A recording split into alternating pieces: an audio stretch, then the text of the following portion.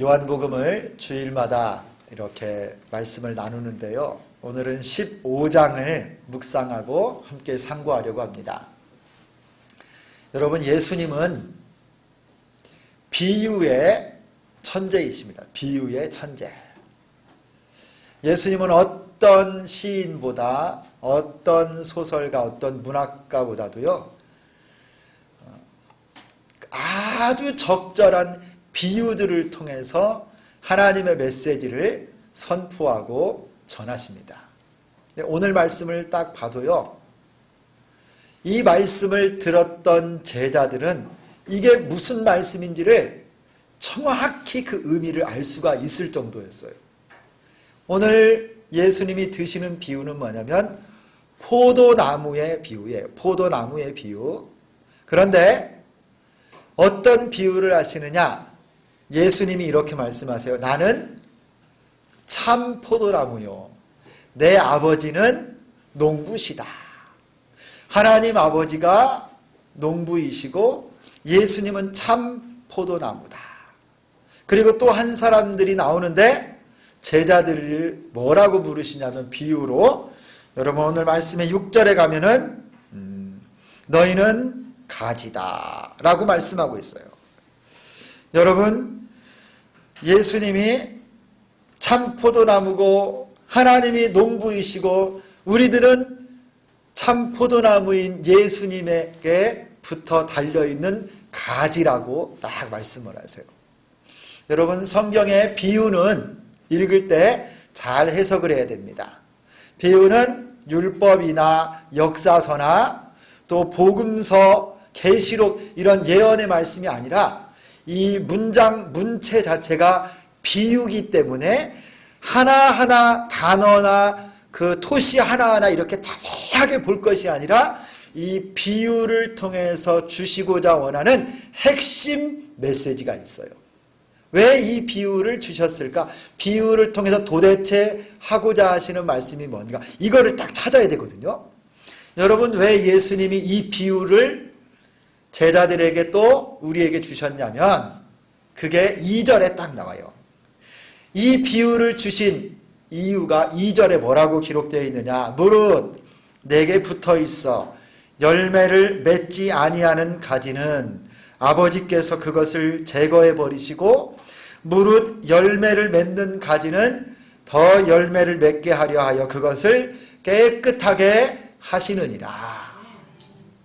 여러분, 예수님이 이 비유를 드신 이유가 뭐냐면 가지들인 너희가 열매를 풍성하게 맺어야 된다. 이거를 강조하기 위해서 딱 예수님이 이 비유를 주신 거예요. 그래서 여러분, 열매를 맺는 가지는요, 깨끗하게 하고 더 열매를 풍성하게 맺게 해주신대요. 깨끗하게 한다, 이게 뭐냐면요, 뭐 이렇게 청소를 한다 그런 의미가 아니라 쓸모없는 가지, 잔가지, 이걸 다 정리해서 이 나무를 여러분 심플하게 만들고 꼭 열매 맺는 가지만 남겨서 열매가 주렁주렁 맺히게 해주신다는 거예요. 오늘 말씀의 핵심이 이거예요. 포도나무이신 예수님의 가지들인 우리 신자들, 우리 예수 믿는 성도들이 열매를 잘 맺어야 된다. 그러면 여러분, 열매를 맺지 못하면 어떻게 될까요?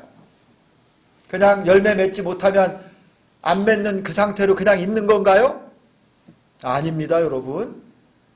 6절에 보니까요, 열매를 맺지 못하면 제거해 버리신대요. 그리고 모아서 그런 가지들만 다 모아서 불에다가 던져서 다 살라버린대요. 여러분, 이 말씀을 우리가 정말 하나님의 말씀으로 믿는다면 우리에게 긴장이 생기잖아요. 긴장감. 포도나무이신 예수님에게 달려있는 가지 중에 열매 맺는 가지는 더 맺을 수 있도록 가지치기도 해주고 정갈하게 해주는데 열매를 맺지 못하는 가지는 다 쳐내고 그거 가지 다 모아서 불에다가 던져서 불살라 버린대요. 여러분, 이 말씀을 듣는 사람들은 불신자들이 아닙니다. 예수님의 제자들이에요.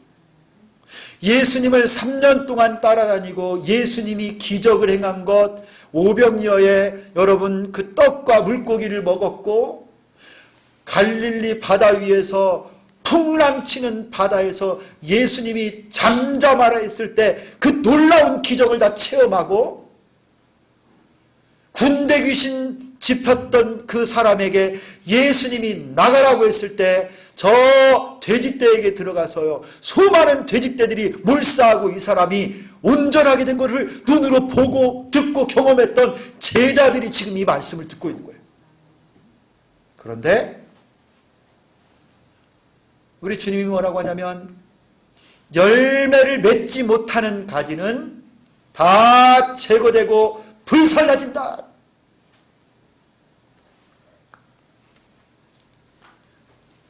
내 안에 있는 어떤 가지 중에는 열매를 맺지 못하는 가지가 있다는 거예요.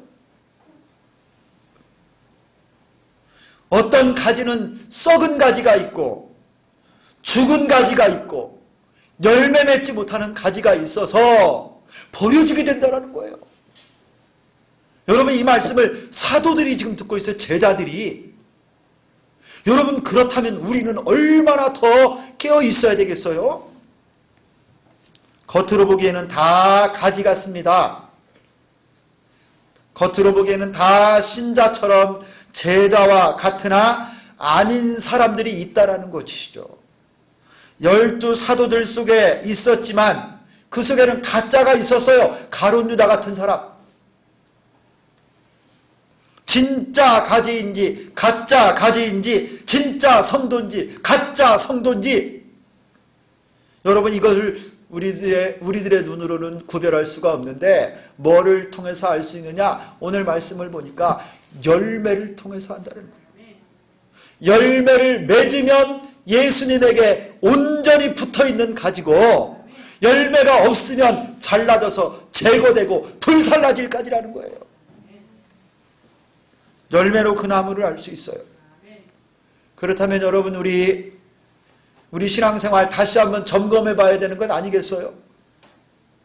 나는 열매를 맺고 있다. 내가 정말 예수님 안에 참 가지인가? 나를 통해서 예수를 믿는 열매가 나타나고 있는가? 이거를 보셔야 되는 거예요. 여러분, 우리들이 맺어야 될 열매가 무슨 열매입니까? 신자들, 예수를 믿는 우리들이 믿는 우리들이 맺어야 되는 열매는 어떤 열매예요? 여러분, 이 비유를 잘 다시 한번 생각해 보세요. 예수님이 참 포도나무라고 그랬어요. 그리고 하나님이 농부셔서 참 포도나무이신 예수님을 잘 가꾸고 은혜를 주십니다. 우리는 참 포도나무의 가지입니다. 그러면 가지인 우리에게서 뭐가 열매로 외쳐져야 되겠어요? 포도죠, 포도. 그것도 참 포도가 맺혀야 돼요. 여러분이 참 포도나무가 예수님이라고 했으니까, 그러면 우리가 맺어야 될 포도 열매는 뭐냐면 예수 열매가 맺혀야 된다는 거지. 예수님의 인격과 예수님의 사상과 예수님의 가치관과 예수를 닮은 삶의 모습이 우리 가운데 맺혀져야 된다는 거예요. 여러분, 열매하면 우리 성경에서 딱 떠오르는 말씀이 있죠. 갈라디아서 5장에 가면 성령의 열매가 나와요. 성령의 몇 가지 열매가 나옵니까? 성령의 9가지 열매가 나오는데, 여러분, 이 성령의 9가지 열매가 여러분 뭐라고 생각하셨어요? 사랑과 희락과 화평과 오래 참음과 자비와 양선과 충성과 온유와 절제. 여러분, 이와 같은 열매들 성령의 열매라고 했는데, 여러분, 이 성령의 열매가 도대체 뭘까요? 사랑과 희락과 화평, 오래 참은 자비, 양선, 이런 열매가 뭐예요? 그냥 도덕, 윤리적인 우리의 자세와 인격인가요? 여러분, 이거를 훨씬 더 뛰어넘습니다. 이 성령의 열매는 다른 말로 말하면요, 성령이 예수의 영이기 때문에 성령의 열매는요, 바로 예수님의 열매예요. 예수님의 성품, 예수님의 인격이 바로 성령의 열매인 거예요. 예수 믿는 자에게는 자동적으로 이 열매가 맺혀져야 된다는 거예요. 여러분, 예수 믿는 사람에게는 예수의 열매, 참 포도나무이신 예수님에게 우리가 가지로 달려있기 때문에 성령의 열매, 예수의 열매, 예수님처럼 사는 이 삶의 모습이 나타나야 된다는 거예요. 한마디로 뭐냐? 우리를 통해 우리 모두가 작은 예수가 되어야 된다. 이게 여러분 맺어야 되는 영적인 열매예요. 여러분 어떻습니까? 여러분들은 예수님처럼 살고 계십니까? 다 저를 보세요. 다 저를 보셔야 돼요. 여러분 얼굴 딱 볼 때 여러분 예수님과 같은 모습이 나와요? 여러분 신기합니다. 예수를 믿고요, 예수님을 사랑하고 기도를 많이 하고 말씀을 가까이 하면 그 사람의 얼굴이 막 바뀌어져요. 여러분 그런 거 못 느끼세요? 여러분 늘 얼굴에 수심이 가득 차고 날카롭고 불평하고 짜증내던 얼굴이요, 예수를 믿고 주님 안에 살면 점점 얼굴이 여러분 예수님처럼 바뀌어져 가는 거예요. 평안이 있고 인자해지고 보면 은혜가 있고 가까이 하고 싶은 얼굴들로 막 바뀝니다. 여러분 안 그러세요? 여러분 이런 경험이 없어요? 기도하셔야 돼요. 하나님, 내 얼굴이 예수의 평안이 나타나기를 소망합니다. 여러분 이게 변화가 내 안에서요, 내 영적으로 변화가 일어나면 삶에 막 향기가 나타나야 되는 거예요. 근데 여전히 여러분들이 얼굴에 그냥 다 짜증내고 늘 불평하고 예수님 없는 사람으로, 생명 없는 사람으로 그렇게 여러분 살아가는 얼굴 모습이라고 한다면요, 여러분 하나님께 기도하세요. 하나님, 내 모습만 봐도 예수님을 나타내는 얼굴이 되기를 원합니다. 내 말씨 하나하나도, 내 행동 하나하나도, 생각마저도 예수의 향기를 나타나게 하여 주옵소서. 여러분 이게 아주 중요해요. 어느 집사님 집에 신방을 갔습니다. 그리고 그 신방을 가서 예배를 딱 끝나고 그 집에 이렇게 거실에서 이렇게 좌우를 살펴봤는데 벽에 무슨 이렇게 종이가 붙어 있더라고요. 종이가 가까이 가서 이렇게 읽어봤더니 아빠, 엄마, 아들, 딸들이 어떻게 살아야 되겠다 이거를 거기다가 약속으로 딱 써놓은 거예요. 이렇게 다짐으로. 아빠가 집사님입니다. 우리 교회 집사님. 이 집사님이 해야 될 일을 여기다 써놨는데 뭐라고 써놨느냐? 버럭 화내지 않기. 이게 가족들하고 약속해가지고 딱 써놓은 거예요. 그래서 제가 너무 기뻤어요. 그래가지고 다른 사람들도 뭐 다 써놨어요. 엄마는 뭐 하고 저 자녀들은 뭐 이렇게 하기. 제가 그래서 물어봤습니다. 그랬더니 그 집사님이 하는 말이, 아이고 이 표가 작년에 붙여놓은 건데 제가 다 까먹고 있었네요.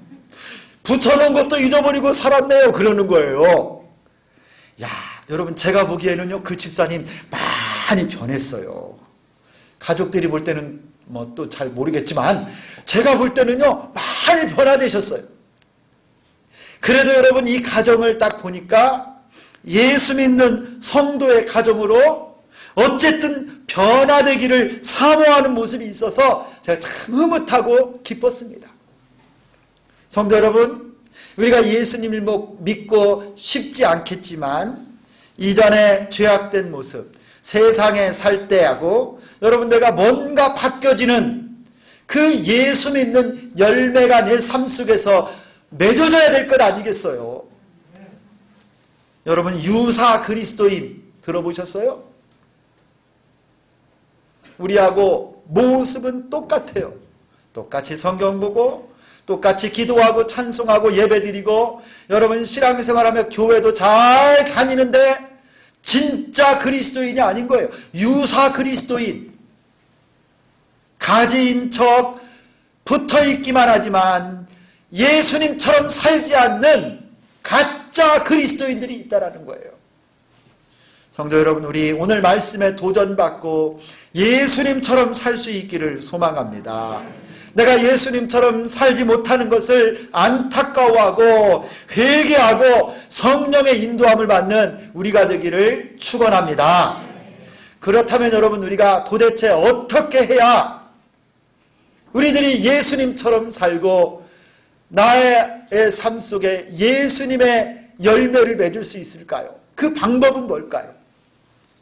여러분, 오늘 본문에서 예수의 열매를 맺는 방법을 몇 가지 알려주십니다. 여러분은 이 말씀을 잘 기억하고 여러분의 삶 속에, 여러분의 심령 가운데 성령의 열매, 예수의 열매를 주렁주렁 맺는 여러분 되기를 원합니다. 우리 먼저 4절을 같이 한번 읽겠습니다. 4절 말씀 같이 한번 보겠습니다. 시작. 내 안에 거하라.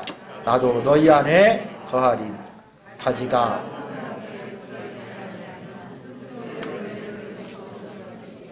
너희도 내 안에 있지 아니하면 그러하리라. 여러분, 이 4절에서 예수님이 뭐라고 말씀하세요? 내가 내 안에 거하라. 너희가 나를 떠나서는 아무것도 할 수 없으므로 내 안에 거하라 말씀했어요. 여러분, 우리가 예수님 안에 거해야만 예수님의 열매를 맺는다라는 거예요. 여러분, 이 말은 다른 말로 말하면요, 예수님과 온전한 연합을 이루라는 거예요. 연합.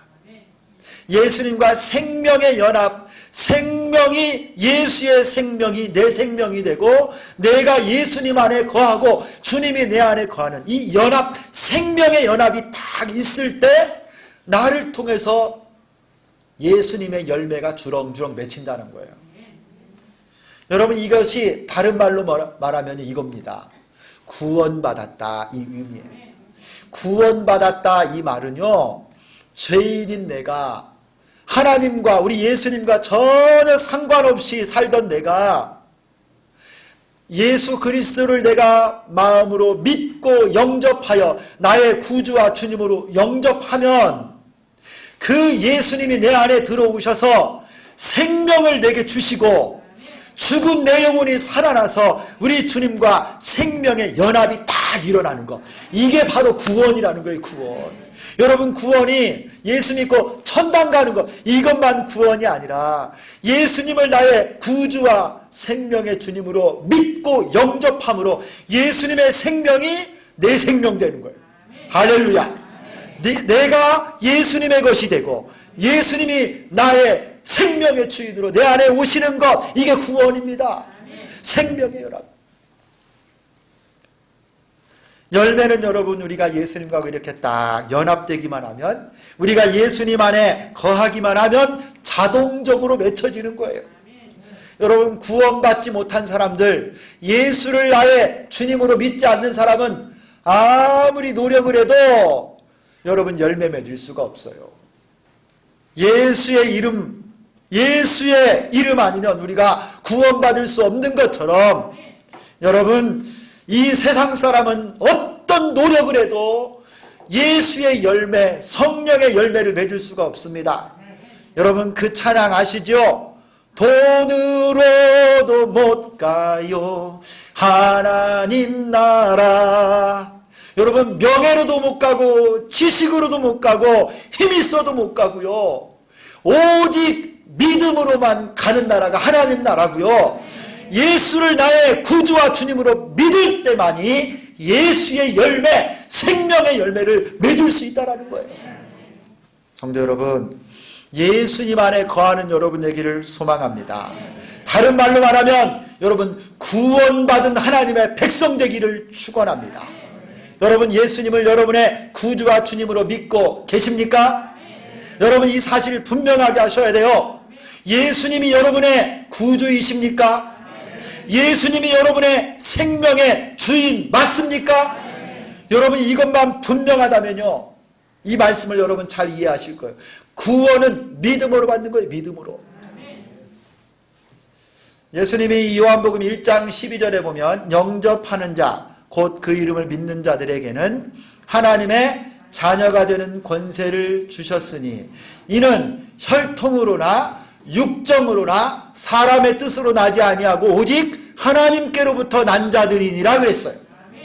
여러분, 예수님을 영접하여 하나님의 자녀가 되는 이 놀라운 권세 특권은요, 아브라함의 자손 유대인이라고 하는 혈통으로 얻는 게 아니고요, 사람의 뜻, 사람의 생각, 계획, 방법으로 해서 하나님 자녀가 되는 것이 아니고, 여러분, 신분으로도 되는 것도 아니고, 여러분, 구원은 오직 믿음으로 예수 그리스도를 영접할 때 우리가 하나님의 아들, 딸이 되는 거예요.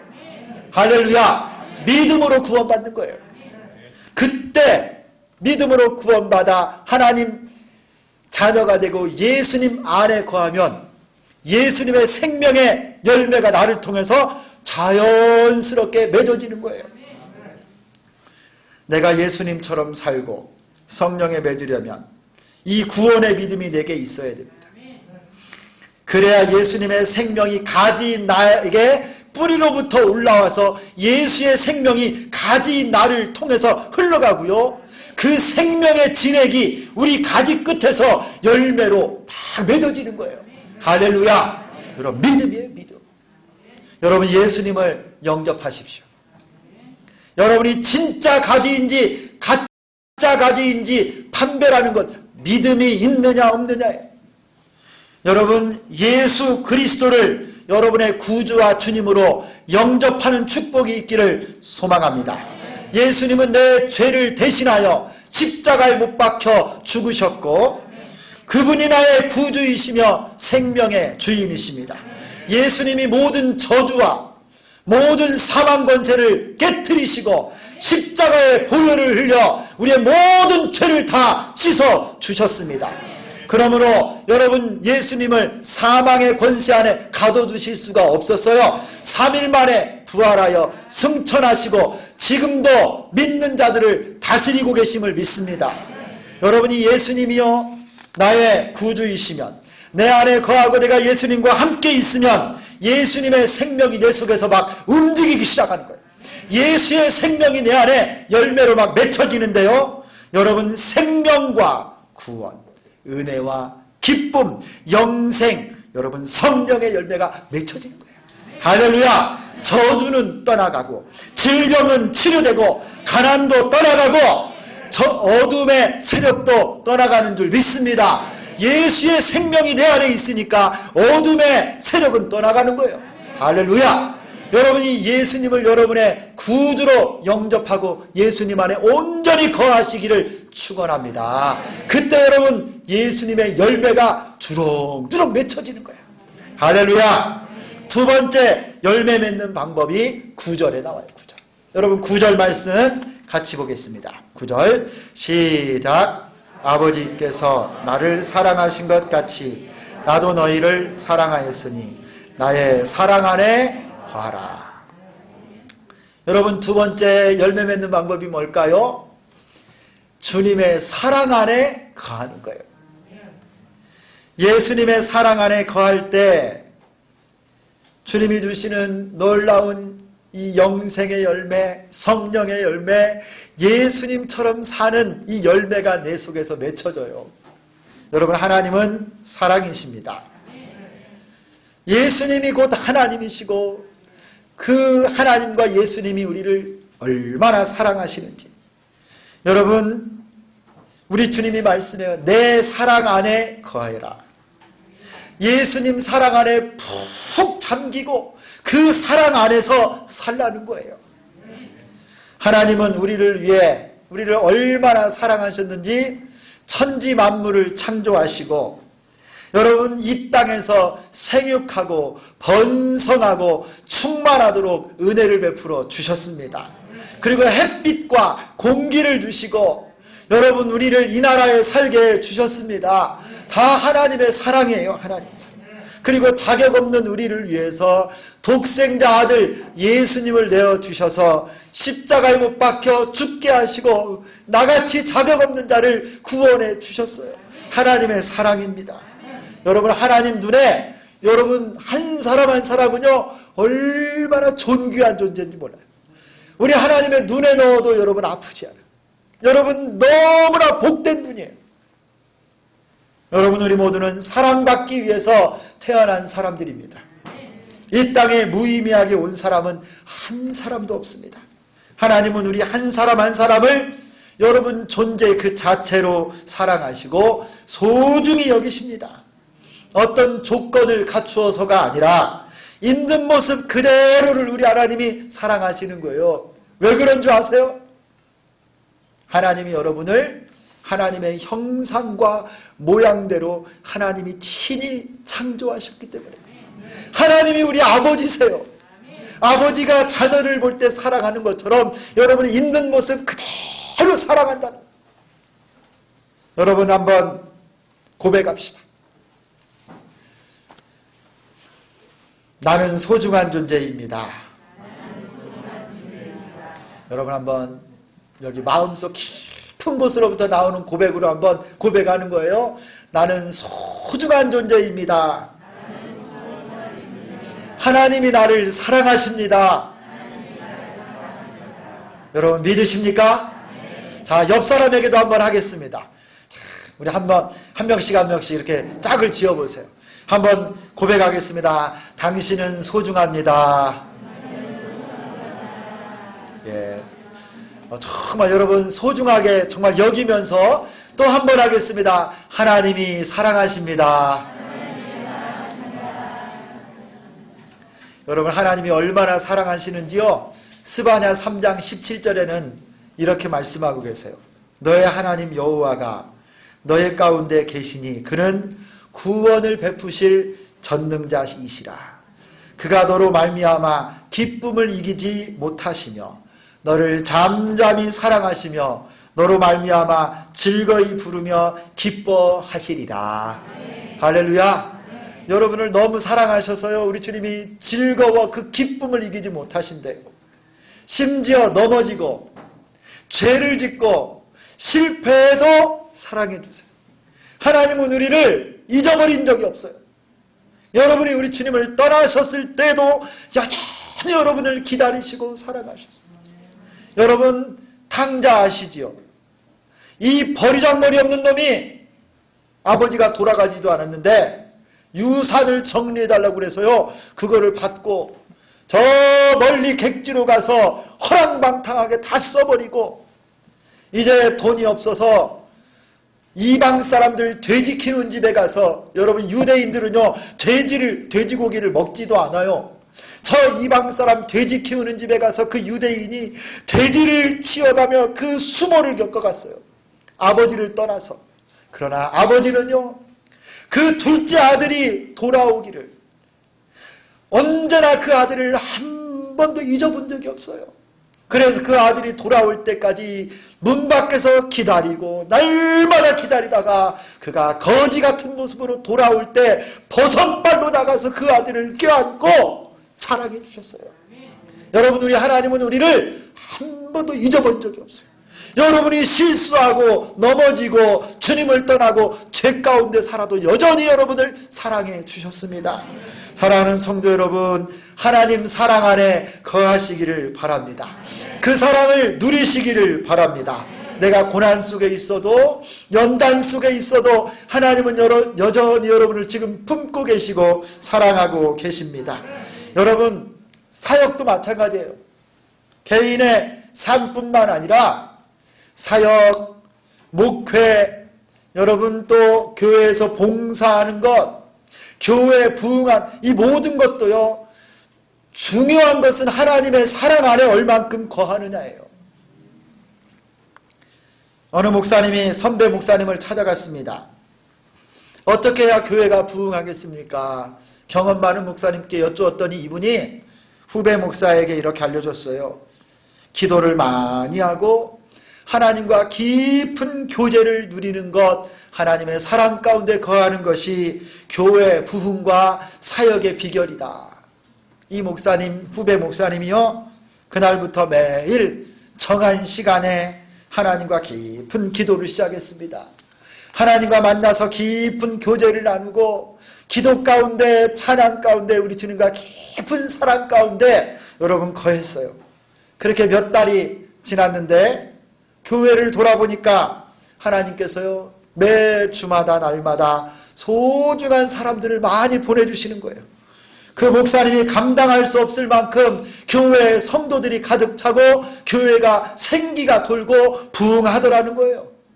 그래서 이 목사님이요, 하나님께 이렇게 기도했답니다. 하나님, 성도들을 이렇게 많이 보내주시면 제가 사역하느라 하나님과 나눌 시간이 줄어듭니다. 하나님과 나누는 사랑의 시간이 더 좋습니다 라고 했답니다. 여러분, 이런 목사님, 이런 교회 하나님이 축복하시는 것 당연하지 않겠어요? 여러분의 가정에 아버지가, 어머니가 하나님을 깊이 사랑하고 회사의 사장님이, 선생님이 여러분 하나님을 깊이 사랑한다면 하나님이 그 가정을 축복하고 그 사업을 축복하고 그 교회를 복내려 주지 않겠습니까? 하나님 사랑 안에 거하는 것이 가장 큰 비결입니다. 여러분, 이 초점을 잃어버리면 안 돼요. 하나님의 사랑을 알고 그 사랑 안에 거하는 것이 우리의 존재와 삶, 사역에서 예수의 열매, 성령의 열매를 맺는 비결입니다. 이런 은혜가 여러분과 함께 하시기를 축원합니다. 하나님 사랑 안에 거하며 여러분도 하나님을 깊이 사랑하십시오. 하나님이 여러분의 인생을 이끌어 가실 줄 믿습니다. 올 한 해가 마무리되고 있습니다. 이제 올해도 예배, 주일 예배 두세 번 드리면 올 한 해가 다 마무리됩니다. 하나님 앞에 여러분 자신을 돌아보시고 참 포도나무이신 예수님의 가지답게 열매 맺는 우리가 되기를 소망합니다. 내가 요즘 작은 예수답게 살지 못했다면, 성령의 열매를 맺지 못하고 살았다면 여러분 돌이켜 회개하시고 다시금 믿음으로 예수님 안에 거하시기를 소망합니다. 그리고 하나님의 사랑 안에 온전히 거하시는 여러분 되기를 원합니다. 하나님의 사랑 안에 거하는 방법을 마지막으로 나눠드리고 오늘 말씀을 맺을까 합니다. 우리 다 함께 10절 말씀 같이 읽겠습니다. 오늘 본문의 10절입니다. 다 같이 읽습니다. 시작. 내가 아버지의 계명을 지켜